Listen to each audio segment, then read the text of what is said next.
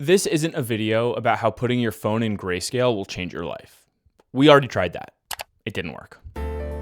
But we can and we should learn to control the time we spend on our phones. So we tracked 5 dudes and their screen time for 75 days straight to see if we could fix their screen addictions. We're not talking about becoming some insanely productive monk with a landline here. This video is about being able to watch highlight reels and funny videos without scrolling for hours every day and losing focus on the goals and on the people that matter to you. We only found 2 things that worked, and you're not gonna like them. First, track your data. Automatic behaviors like habits are encoded in a different part of your brain than goal-oriented behaviors. Automatic behaviors follow a set pattern of steps. Wake up, grab your phone, open Instagram, scroll, feel good, repeat. You do all this without even realizing it. And if you want to break or change those behaviors, you need to be aware of them first. A few of the guys said that tracking their screen time helped them catch those patterns as they happened.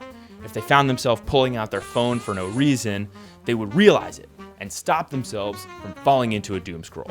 Setting screen limiters could theoretically have a similar effect. Even if you ignore them, like the guys in this experiment did, just having that reminder can shock your system into awareness if you're already deep in a scroll. Also remember that not all screen time is created equally. For example, here you can see a spike in socials at 8 a.m. This guy is scrolling on Instagram as soon as he wakes up. That is an automatic behavior. But here, this guy listens to podcasts while he's doing busy work. And this guy sends little videos to his girlfriend on Snapchat instead of texting.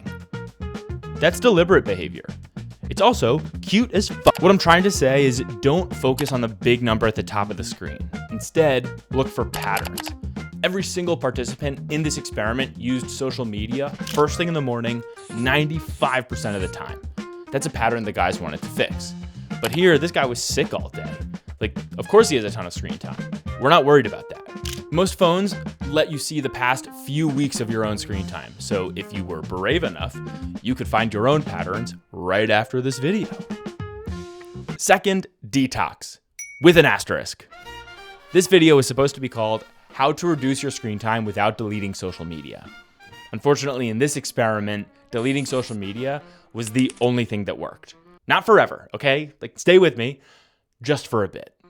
Your brain is constantly adapting to your environment. That is a really good thing. And it does this by adjusting what are known as thresholds. A buddy of mine moved from New York to Florida a couple years ago. When he came back to visit, he thought that 60 degrees was cold. Soft. Spending a year in a hot environment had reset his temperature threshold. So now 90 degrees is normal for him, but 60 degrees is cold. Your brain seems to have these thresholds for just about everything. We have them for temperature, for pain, even for boredom. One day in your youth, probably in math class, you got bored because of course. So you pulled out your phone and it fixed the problem. Then you did it again and again, and eventually you were never bored. So your brain reset the threshold to your new environment. And now things that used to feel normal, like eating without watching a YouTube video, are now mind-numbingly boring. The motto for this experiment quickly became be bored, because embracing that boredom really helped the guys reset that threshold, which then made everyday life interesting again and helped them stay off their phones. The guys detoxed in one of 2 ways. The first was a full detox, which is exactly like it sounds. Delete the problem apps. They probably rhyme with Schwinstagram and FlickFlock.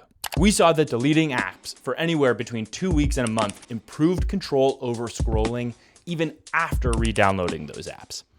Anything less than 2 weeks didn't really seem to have an effect. Here's an example of a 2-week Instagram detox. After the detox, this guy continued to use Instagram 66% less than before. And if he ever catches himself doom scrolling again, he can just take another 2 weeks off. If a full detox scares you, some of the guys tried targeted detoxing, which is when you don't use your phone at a specific place, like at the gym or on the train to work. It's easy to slip up here because the apps are still on your phone, but the guys that stuck with it felt more present, they felt more relaxed, and they felt more focused without their phones, even if it didn't impact overall screen time all that much. There is a caveat to the detox, and that is to have a plan. Here's an example after a month-long full detox from Instagram. This guy used to scroll in the morning, during his lunch break, and after work. Now, his screen time still spikes in the mornings and at his lunch break, but he has this dip around 6 p.m. after work where he goes to the gym. He described it like this: scrolling fills a void. So when you delete an app, that void opens, and you have to fill it with something.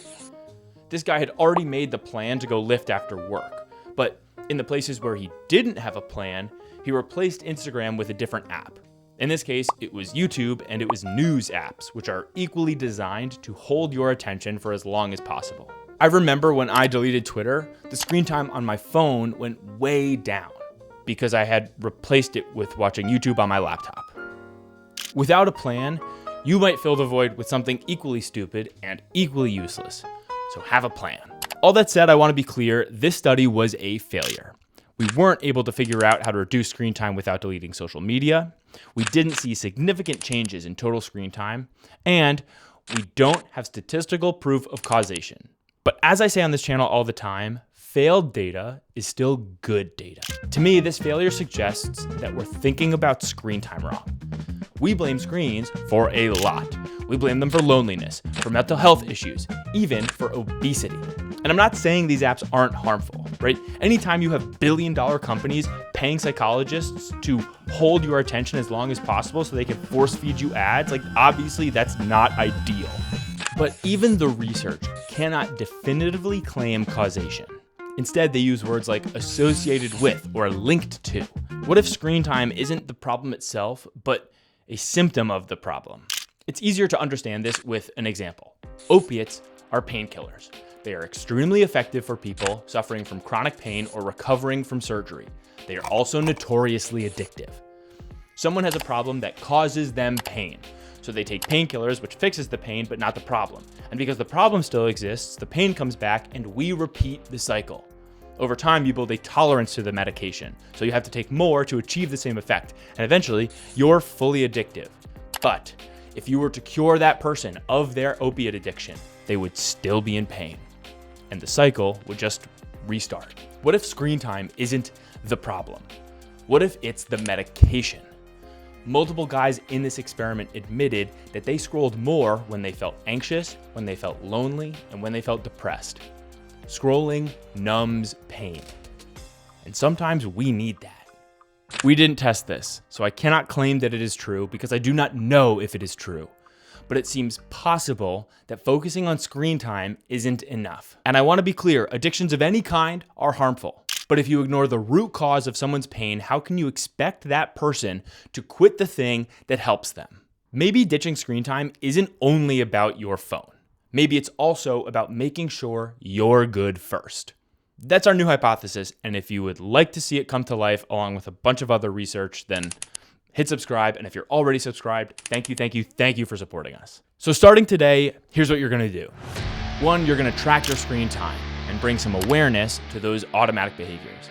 Next, you're gonna detox for a bit so that you can reset your boredom thresholds. Be bored, it's awesome. Actually, the guys in the experiment said that it sucked for a couple days and then it got easier. So it's gonna suck, but just for a second. And you're also going to have a plan so that you don't fall into some equally wasteful app. And finally, if you get anything from this video, you're going to please remember that having a high screen time does not mean that you're lazy, it does not mean that you're unmotivated, and it doesn't mean that you're a failure.